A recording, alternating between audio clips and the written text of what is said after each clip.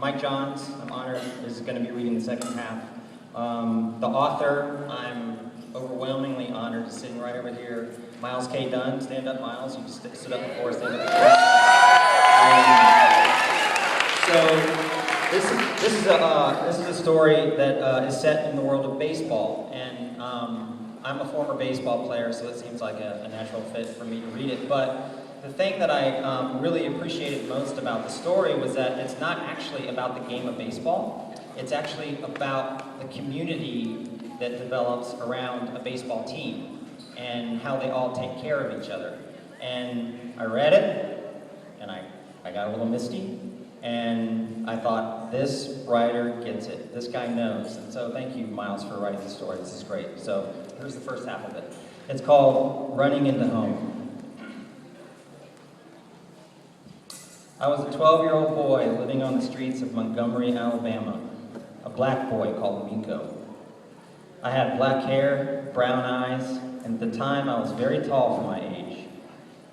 My parents died while trying to save me when our house burned down, and I started living with my Uncle John. He was a cruel and terrible man. He hated everyone, but he liked gambling, drinking, and smoking, so I ran away. It was dangerous for someone young like me. I always had to steal money to buy my food and clothes. I was miserable and lonely, living on the road until one day, everything changed. I was sitting near a baseball stadium in Montgomery, looking at the only surviving pictures of my parents, when I heard a voice. "This season is really tough so far," a man said. "I know, it is for all of us," another man responded. Then I turned around and saw an old raggedy bus with the words, "Atlanta Cubs," written on it. "I know, but at least we need a water boy. We can't just keep coming on and off the field just to get a sip of water," he said. This is my chance to finally get a job, I thought. I ran up to them as fast as I could. "Let me have that job, let me have that job," I shouted. "Whoa, whoa, whoa, slow down, kid. You are too young. We're on a short budget," one of them said. "I will do it for free," I said anxiously. "Give him a chance. We just need to consult with the coach," the other guy said. "All right, James, let's talk to Frank," he said. "You mean you're James Red Monroe?" I said. "Yep, and he's Max Manning," James said. "Cool," I said with excited relief. "All right, let's go," Max said. As we walked through the locker room, we finally saw the head coach, Frank Reynolds. "Hey, Frank, we got a wannabe Cub over here," Max shouted. "Oh, really? Can I please have that water boy job this season?" I asked. "A youngster like you can't do a big job like that. But I want to be a part of the big team like you guys, always cracking home runs and beating all these teams like they're nothing," I said. "Cracking home runs, huh? I like that. I like your spunk too, kid. You may get that job after all. I just need your parents to sign off." I hesitated. I didn't know what to do, but James understood my expression. "Hey, GM, I'll take him around his folks and get the paper signed." James took me by the shoulder and we hustled out the back door. "Miko, you got a mom and dad?" he asked. I didn't answer. "You got anyone that cares for you?" "No," I lied. I couldn't tell him about Uncle John. I had to get away. "Okay, we're going to fix this up for you." James leaned against a rain barrel and signed fake names for my parents. We went back inside without saying anything else. We found Frank later. He looked at the paper and approved. "All right, you start today," he said. "We have a big game against the Memphis Red Sox." "Okay," I said. I shook his hand and we got on the bus to Atlanta for my first game with the team. I'd never been to a stadium like the one at Morehouse University. There were blacks and whites sitting next to each other, enthusiastically watching the game. The smell of hot dogs and hamburgers on the grill was amazing. When James handed me a burger, the taste of it energized me. "Hey, kid," a very tall man called. "Nice to meet you." I turned and it was Lyman Bostock, the new first baseman. He was just traded from the Black Barons before we left Birmingham. "I hear you're the new water boy." "Yeah," I replied. As the months went by, I got to know the players and the fans better. We finally made it to the championships, but the gap in my heart wouldn't close. I was always thinking about my family, friends, parents, and my uncle. During baseball practice at Morehouse, a news reporter named Rick Roberts came to the practice field. All 12 players were taking pictures for the newspaper and insisted that I take one with them. "Come on, take a picture. Maybe it'll attract the ladies," James said. Well, should I thought? But Uncle John may see the picture in the newspaper. "Nah, I'm good," I said. "Come on, it'll be fun," he said. "No, no, no," I said rapidly. "I need to do something for Max. I'll be right back." And I stormed off. As I was running, I hit something really hard and chubby. "Hey, Nico." As I looked up, I saw a fat old man, my Uncle John. "Come on, we're going home, you runt," he said. "No, no, no," I said, shaking. Then he slapped me across the face. "Listen here, Sonny." He was interrupted. "Whoa, whoa, whoa," James said. "Who are you?" Uncle John asked. "I'm James Moore." "And who are you?" "I'm John. I'm also his uncle and his guardian," he said. "What? Is that true, Miko?" James said. "Yes," I said with guilt in my voice. "What?" James said, shocked. "Just leave me alone," I said, and then I ran away. When I got into a nearby tool shed, I hid in the corner. 2 seconds later, James burst in.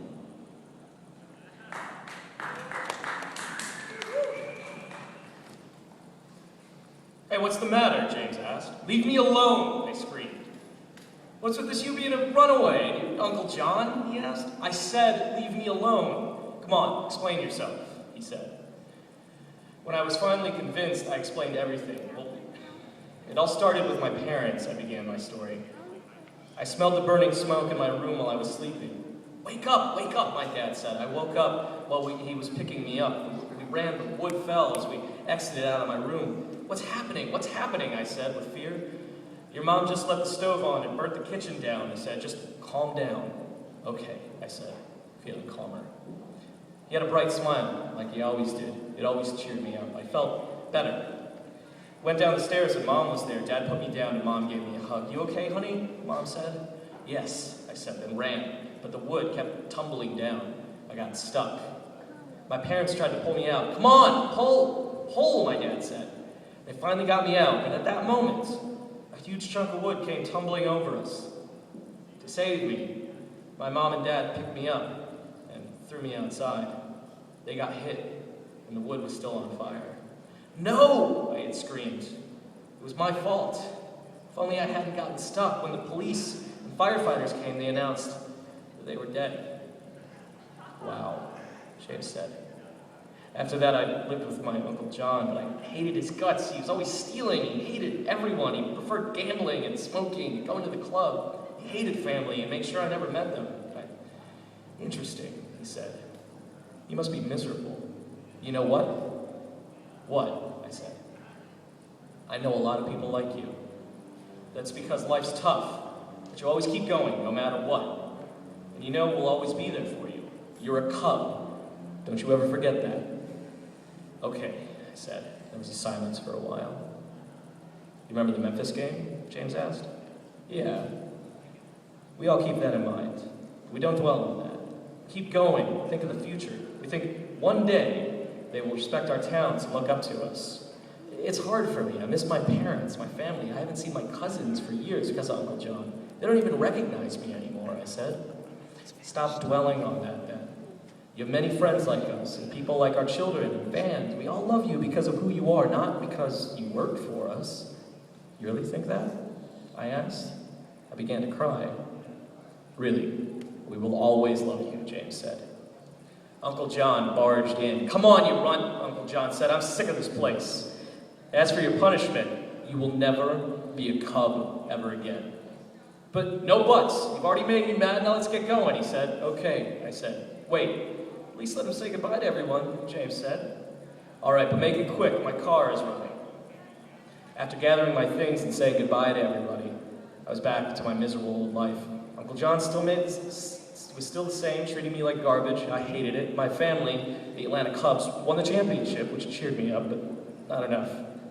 I still kept thinking about what James said, but it was hard for me. I missed them all and didn't know what to do.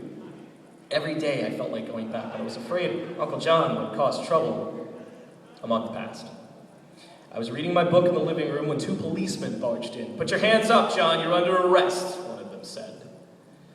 "Hey, what's going on?" Uncle John roared. "You're under arrest for child abuse and running numbers," the police officer said.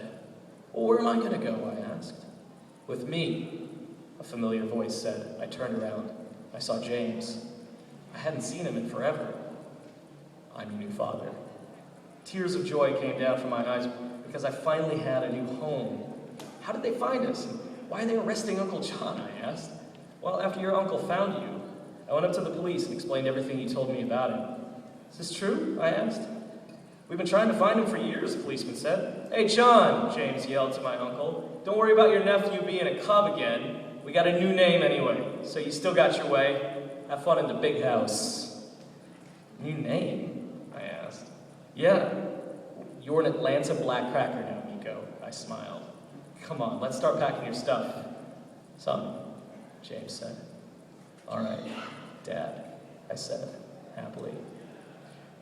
James seemed a lot like my old dad, always so positive and loved to have fun. As I got to know the family, they reminded me of my happy family with Dad, Mom, and me. As time passed, I became the water boy again, started school. Finally, years later, I became a Black Cracker player because of my family and the others. All right, Myles. All right, Myles, very good job. I'm very proud of you. Very good job, Myles. It's okay if you cried a little. It's really okay. Can we have a round of applause for our readers again, because that was really good.